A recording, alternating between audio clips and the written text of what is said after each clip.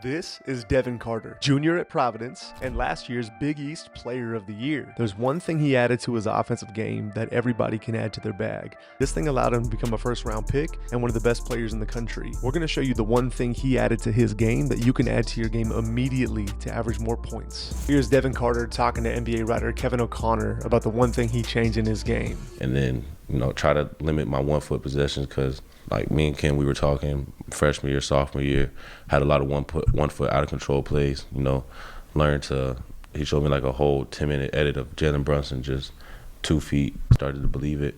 And then we started to work on it. And then next thing you know, I'm finishing off 2 feet with one of the best paint shooting percentages for a guard in the country. Devin not only started averaging way more points, but something else happened where he became unbelievably efficient. Not only was Devin efficient, he became the most efficient finishing guard in the country. You did become one of the best at-rim finishers in college basketball, without a doubt. Yeah. Not even close. Yeah. Here are the 3 things that going off 2 feet did for Devin Carter's game that took him from an average college finisher to the most efficient college finisher in the country. First, Devin became way more efficient at finishing over size.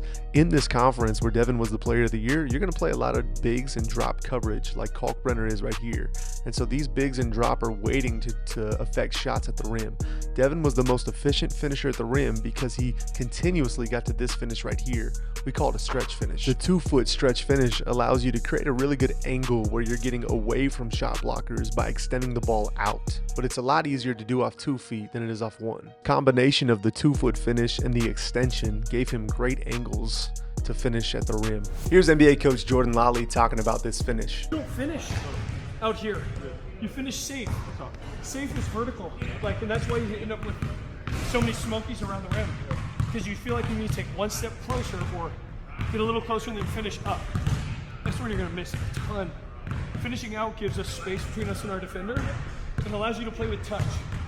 Pushing upward, horrible angles, horrible touch with momentum. You end up slowing your body down. So to retweet that, finishing out gives us not only space from our defender, but doing it off 2 feet also gives us touch and feel around the rim. And this is something that Carter has mastered. He's able to get by his primary defender, and then he's able to extend while using 2 feet to get away from everybody else. The second thing Carter's done, and this is probably my favorite thing, is he's created his own go-to move. A move that gets him out of tough situations that is also off of 2 feet. All great players have go-to moves, and let's take a look at Devin's. His is a 12 to 6 pivot, meaning when he hunts the paint, he'll go from 12 o'clock to 6 o'clock with that left foot. He'll jump stop on the Big East logo, put his left foot at 12, then step through to 6, creating an advantage. This move is so effective, and you'll notice the better the finishers like Jalen Brunson, the more often they go to these go-to moves. They'll use them early in games to get in rhythm, they'll use them in late games to close games out, and they'll use them in mismatches against bigs. But Devin is so good at getting to where he wants to on the floor, and then he'll patiently step from 12 to 6, drawing contact and drawing fouls.